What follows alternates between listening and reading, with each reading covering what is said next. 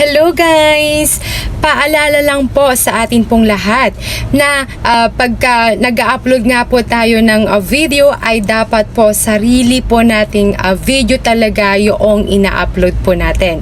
Yung pong tayo po yung nag-shoot, tayo po yung nagsalita, at tayo po yung nag-edit.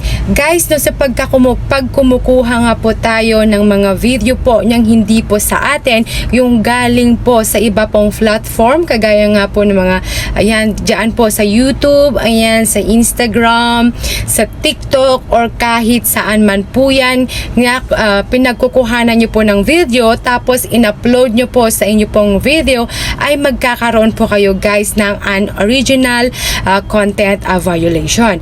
Okay po, sabihin nga po natin na wala po kayong, hindi po kayo nagkaroon po ng violation. Wala pong problema na nagkaroon po sa inyo pong account nung pinost nyo na po yon. At sabihin nga din po natin na nag-viral po ang video po na yon, dumami po, tumaas po ang inyo pong viewers, and at the same time, dumami po ang inyo pong followers.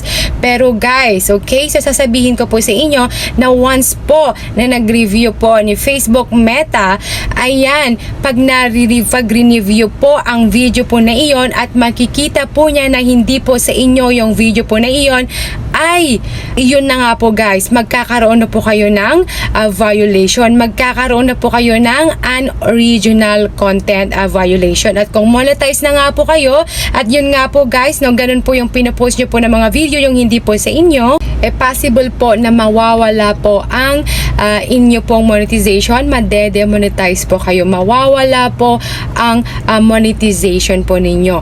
Kaya guys, so dapat po pagka gumagawa po tayo ng mga video, dapat po authentic, dapat po original. Para pag nag-review man po si Facebook sa ating po account, makikita po niya na malinis po ang ating account, wala po tayong kinukuha po ng mga ibang video, kundi yung mga sarili lang po natin ng mga video ang pinopost po natin.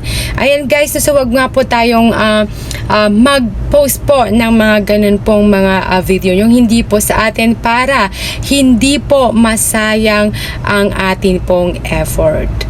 Okay, so yun lamang po guys. I hope po na nakatulong po sa inyo. Bye bye!